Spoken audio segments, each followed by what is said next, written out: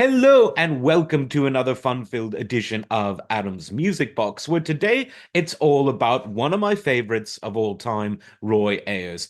Now, Roy Ayers is someone who blazed a trail by defying the odds, defying perceptions. He began in the world of jazz, but ended up selling loads of records to pop audiences, to funk audiences, and later, and perhaps most importantly, to hip-hop audiences. And he did it by playing one of the largest and most cumbersome and most difficult to acquire and maintain instruments of them all, the vibraphone.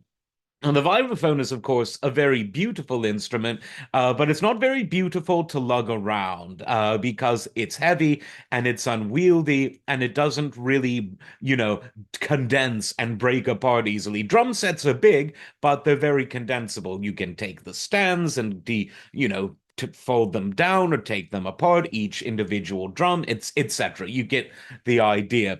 But that never stopped Roy Ayers, nor did it stop any of the other great vibraphonists of all time. But what made him so interesting is that he was someone who, maybe more than anyone else, along with someone like Miles Davis and Tony Williams, and frankly, Jimi Hendrix, were able to see that the worlds of jazz and the worlds of experimental rock and funk were all going to sort of combine. He sort of foresaw the inevitability of that. And even in the late 60s, bordering on the mid 60s, frankly, he was churning out music that incorporated his jazz and improvisational background, but combined it with very strong and very catchy riffs, really good songwriting, the kind of stuff that people could dance to.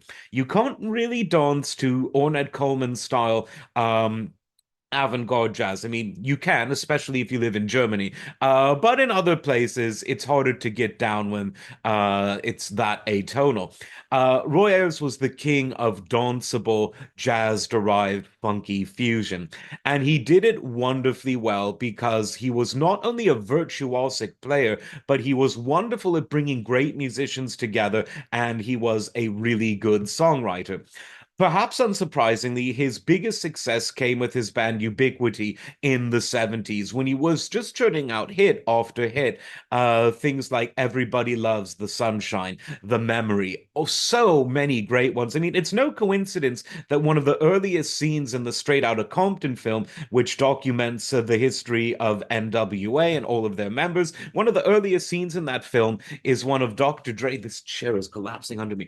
One of the earliest scenes in that film is Dr. Dre listening to the Roy Ayers tune "Everybody Loves the Sunshine" because Dr. Dre was a great connoisseur of funk, fusion, and jazz from the 70s and indeed from the 60s and before.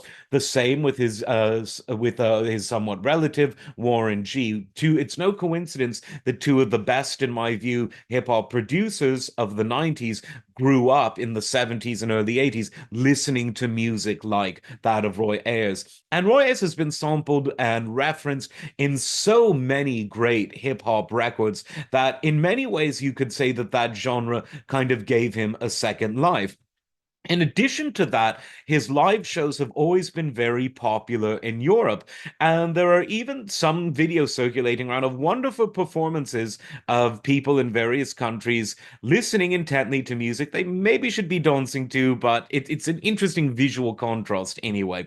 But Roy Ayers was someone who was able to maintain musical integrity, pioneer musical composition and performance styles, and still sell a lot of records and continue to sell both large and intimate venues throughout the world. And he does so, frankly, right up until this day.